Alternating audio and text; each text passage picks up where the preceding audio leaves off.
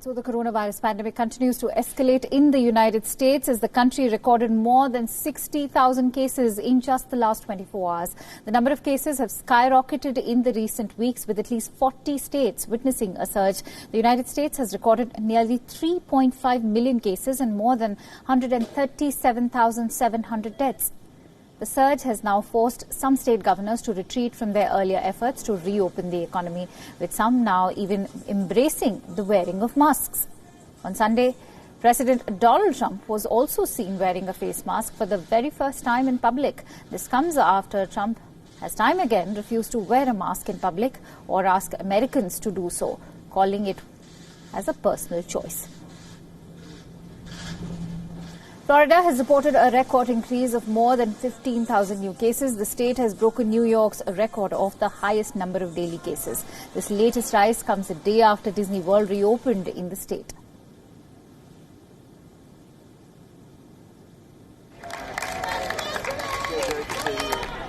But even with the record spike in the country, anti-mask activists in Florida and Michigan organized protests against local mandates, arguing that the measures infringe upon individual freedom.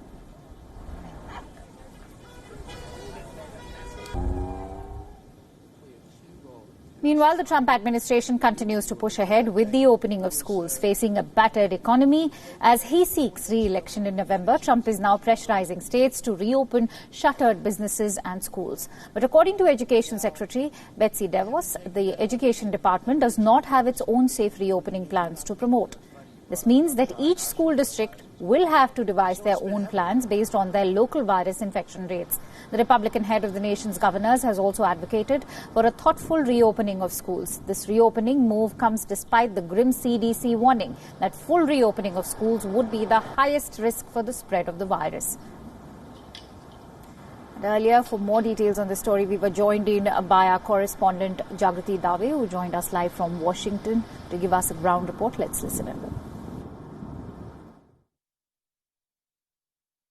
Yes, so there is a real push from the Trump administration to get schools to reopen as part of this drive to show that America is getting back on its feet after the pandemic and is reopening. And the president tweeted last week threatening to cut the funding of schools that did not reopen in the autumn. Betsy DeVos, the education secretary, also suggested that federal funding could be withheld from schools that don't reopen. She said that earlier on in the month. So this is really a challenge that schools are facing. The pressure that they're under in order to reopen. They're presenting plans.